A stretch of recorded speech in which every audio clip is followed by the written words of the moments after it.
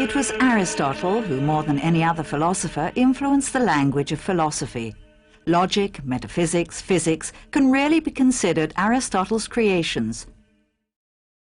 Professor Giannantoni, could you speak to us about Aristotle's logic and the essential role it has had in the history of thought? If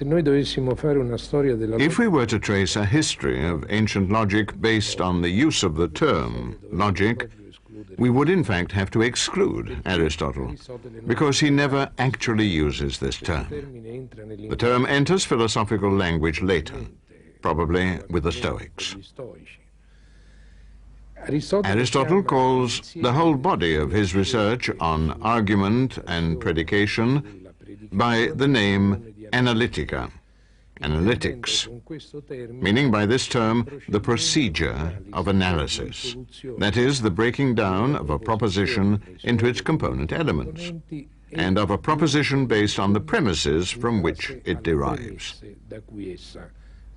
Nonetheless, Aristotle's analytics is not only part of the history of logic, but is also certainly the highest expression of research on this theme in the ancient world.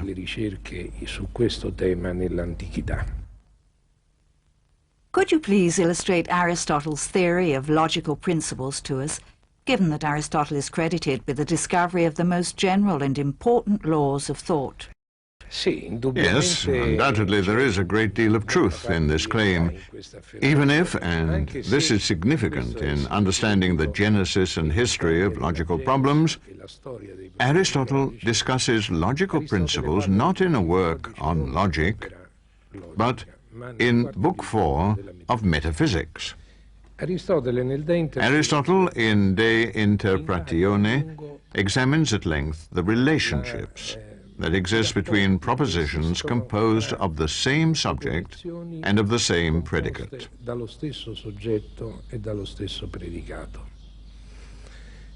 I can say, for example, forming propositions with the terms man and philosopher, all men are philosophers. And this is a universal affirmative statement. I can say, some men are philosophers, and this is a particular affirmative statement. And I can say, no man is a philosopher, and this is a universal negative statement. And finally, I can say, some men are not philosophers, and this is a particular negative statement. What are the relationships between these premises? From the square in the picture, one can see that the following relationships hold. The universal affirmative and the particular affirmative have a relationship of subordination, in the sense that both propositions can be true. If I say, all men are mortal is true, it is also true that some men are mortal. Or the particular affirmative can be true even when the universal affirmative is false. This is because it may be false to say that all men are philosophers, but true that some men are philosophers. There is therefore a relationship of subordination. Between the negatives and the positives, on the other hand, there is a relationship of opposition. All men are philosophers, and no man is a philosopher, are two opposite or contrary propositions. Finally, there is a third type of relationship, that between the universal affirmative and the particular negative, and that between the universal negative and the particular affirmative. That is, according to the diagonal lines of the square. What characterizes these two propositions? These two propositions are contradictory. That is, they cannot both be true, and they cannot both be false, but rather one must necessarily be true, and the other necessarily false. In other words, Aristotle distinguishes between the relationship of opposition, or what is contrary, and the relationship of what is contradictory. The difference lies precisely in the fact that only in contradictory relationships must there necessarily be one that is true and the other false. So it is this idea of contradiction that naturally catches Aristotle's attention. Because if one of the two contradictory propositions is necessarily true and the other is necessarily false, the consequence is that both cannot apply to the same subject at the same time.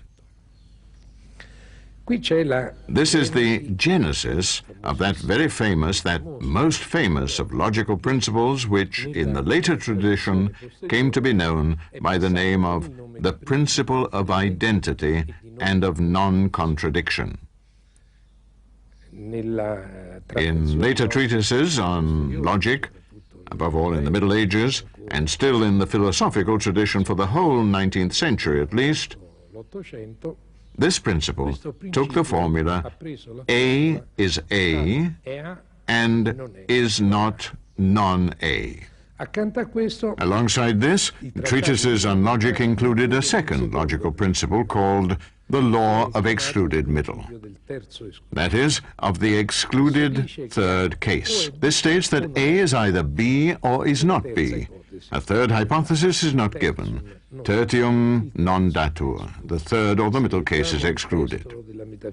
And if we read the text of metaphysics, it emerges very clearly that Aristotle actually does not have in mind the principle of identity and non-contradiction, but rather he has in mind two other different principles. One we could call the principle of determinateness, according to which whatever I think indeed that particular determinate thing.